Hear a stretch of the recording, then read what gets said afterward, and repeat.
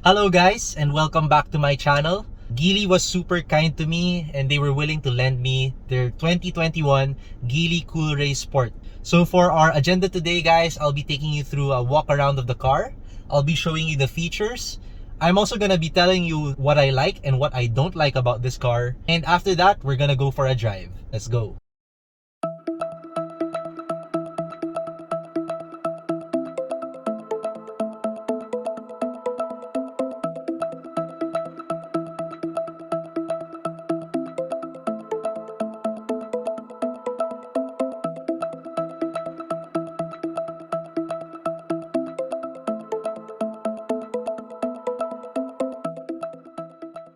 So guys, konting kwento muna tayo.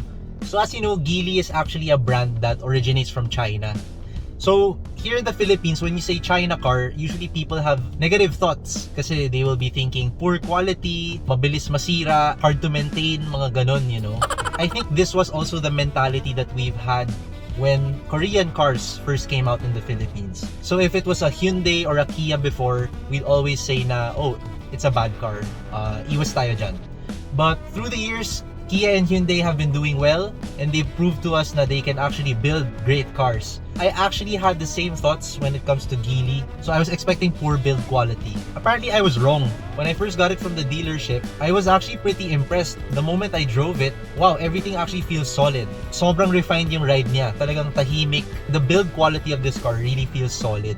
Ang galing naman ng Geely. And then I found out na, oh, apparently Geely Auto Group is actually the one managing Volvo nowadays. And also Lotus. Kaya pala ang ganda ng build quality. It's because nagtitrickle down yung technology and R&D ng Volvo and Lotus to their cars. So guys, let's get started with the exterior of the car. So for me naman talaga, the car actually looks pretty good. How do you know that it looks good? Well, first, yung mom ko tsaka yung sister ko, sabi nila okay naman daw yung itsura ng car. And second, I've been actually driving this car around everywhere. Pinapark ko siya kung saan-saan. And you know what? I noticed that people actually look at the car. Even normal people who are not into cars, tumitingin pa rin sila sa car kahit wala naman talaga silang hilig. So, goods tayo dun. In terms of looks, I mean, check it out.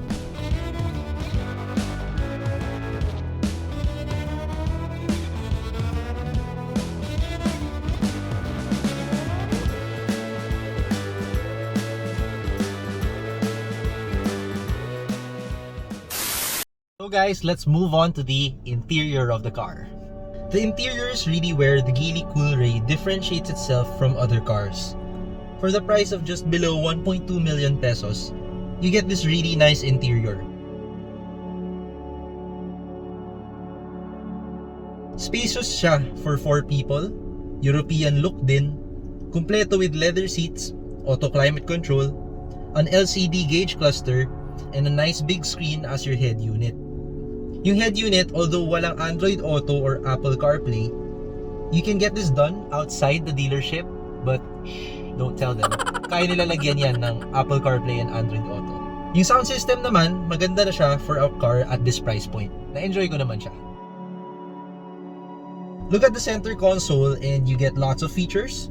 May driving modes, hill descent assist, 360-degree camera, which is really helpful when parking the car in tight spaces. The Geely Coolray also has a self-parking mode, and I'll be demonstrating that at the end of this video.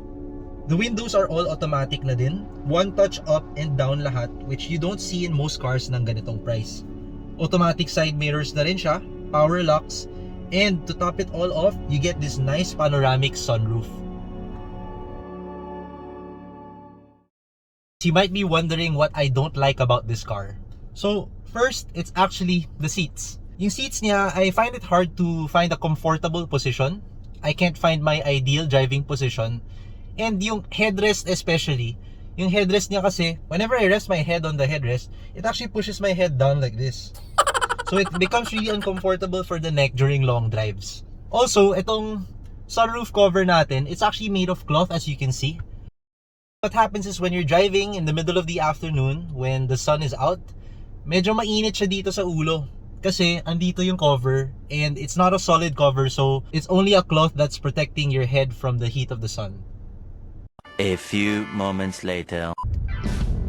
Anyway guys, alam niyo naman para sa akin, you can have all the features that you want in a car, pero it becomes basically useless if the car doesn't drive well. So right now, we're gonna take it for a drive.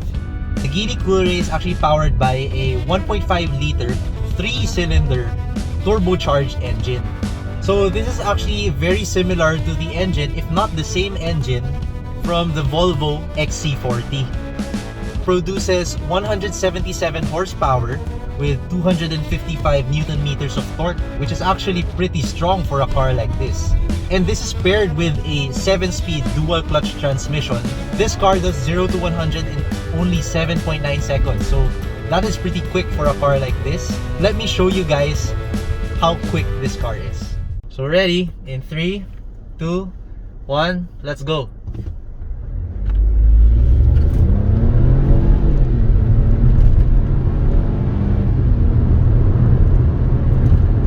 That's 100.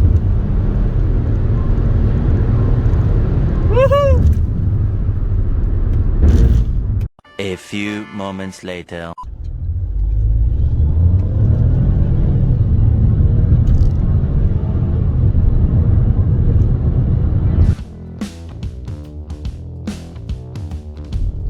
So guys, I hope that gave you an idea on how fast this thing is. And what's nice is this car isn't even supposed to be fast. It's just a compact SUV. But it's got loads of torque, especially in the low end to mid end. For what it is, it's a quick car. So guys, yung Geely Coolray, it actually has 3 different driving modes. Normal, and then meron siyang Eco, which is for economy, if you want to save fuel. And then meron din siyang Sport. So for me, yung Eco niya is actually really nice kasi I've driven some other cars who have Eco mode, and yung Eco mode nila tends to be parang sobrang eco siya na hindi na siya fun i-drive.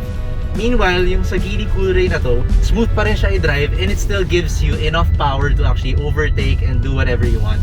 So guys, I would recommend yung Eco mode kapag stop and go traffic kasi this car, itong Geely Coolray, malakas yung torque niya. So when you're in normal mode, it really gives you the torque. Ayun o, mafe-feel mo eh. So pag nasa Eco mode ka, dahan-dahan niya bibigay sa'yo yung torque. So if may mga passengers ka rin, they're gonna be a lot more comfortable and you're gonna be saving up on gas as well. Tapos, we have the Sport mode naman. Yung Sport mode guys, ito talaga, I honestly would not recommend Sport mode when you're just driving sa streets kasi talagang very responsive siya. And it's gonna give you all the torque right away. So, I would only recommend yung Sport mode kapag you're doing spirited drives na talaga and when you really have plans of going fast and you know, all out. So driving the Geely Coolray guys, yung ride niya definitely not the comfortable commuter type of car. It's more of the fun car but still very practical. If you combine the power and the torque that this car has, the driving characteristics and yung suspension niya, overall it's just a really fun car to play, to toss around. You're driving a compact SUV, but it doesn't actually feel like an SUV. You know, it feels more of a sporty hatchback. So guys, that sums up our video of the 2021 Geely Coolray Sport. So if you guys are in the market for a new, affordable car, you should definitely consider the Geely Coolray Sport because it's quick, it's fun, and it's super practical. So with a car like this, you might be concerned about resale value or brand reputation. But honestly, if you could look past that, I can definitely say that this is really good value for money and that I highly approve of this car. So thanks for watching guys, and I hope you enjoyed this video. Please don't forget to leave a like and subscribe to my channel. Share this video to your friends and I'll see you guys next time. See ya! So guys, we're gonna demonstrate right now the self-parking mode of this car. So all we have to do is just press this button and then choose parallel parking and follow the instructions. So let's drive forward.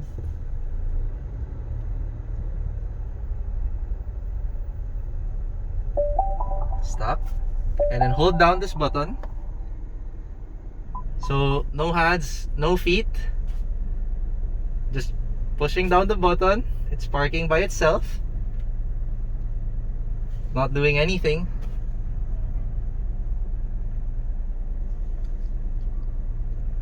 So it's doing all the work And then, tara! We're done!